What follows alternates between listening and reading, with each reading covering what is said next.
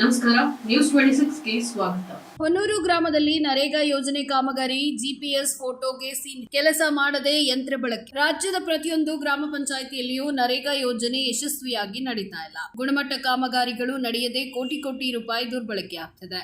ನರೇಗಾ ಕೂಲಿ ಕಾರ್ಮಿಕರಿಗೆ ವರದಾನವಾಗಿಲ್ಲ, ಕೆಲವರಿಗೆ ಮಾತ್ರ ನರೇಗಾ ವರದಾನವಾಗಿದೆ. ನರೇಗಾದಲ್ಲಿ ದುಡ್ಡು ಮಾಡಬೇಕು ಅಂತಾನೆ ಕೆಲವೊಂದು ಗುಂಪುಗಳು ಸೃಷ್ಟಿಯಾಗಿದೆ. ಪಂಚಾಯಿತಿ ಸಿಬ್ಬಂದಿಗಳು ಕೂಡ ನರೇಗಾ ಕೆಲಸ ಮಾಡಿಸುವುದರ ಜೊತೆಗೆ ಬೆಂಬಲವಾಗಿ ನಿಂತಿದ್ದಾರೆ. ಏಕೆಂದ್ರೆ ಅವರು ಲಂಚದ ರೂಪದಲ್ಲಿ ನೀಡುವ 100-200 ರೂಪಾಯಿಗೆ. ಆದ್ರೆ ಇಂದು ನರೇಗಾ ಯೋಜನೆಯು ತನ್ನ ಮಹತ್ವವನ್ನೇ ಕಳೆದುಕೊಳ್ತಾ ಇದೆ.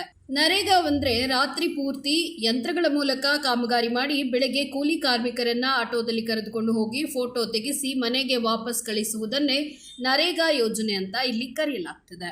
ನರೇಗಾ ದುರುಪಯೋಗ ಆಗದಂತೆ ತಡೆಯುವ ತಾಕತ್ತು ಯಾವ ಅಧಿಕಾರಿಗಳಿಗೂ ಇಲ್ಲ. ಆದ್ರಿಂದ ಸಂಬಂಧಪಟ್ಟ ತಾಲೂಕು ಪಂಚಾಯಿತಿ ಸಹಾಯಕ ನಿರ್ದೇಶಕರು ಗ್ರಾಮ ಪಂಚಾಯಿತಿಗೆ ಭೇಟಿ ನೀಡಿ ಪ್ರತಿನಿತ್ಯ NMR ತೆಗೆದಿರುವ ಹಾಜರಾತಿ ಪರಿಶೀಲಿಸಿ ಕೂಲಿ ಕಾರ್ಮಿಕರು ಕೆಲಸ ಮಾಡುತ್ತಿದ್ದಾರಾ ಇಲ್ಲ ಎಂಬುದನ್ನು ಖಚಿತಪಡಿಸಿಕೊಳ್ಳಬೇಕಾಗಿದೆ.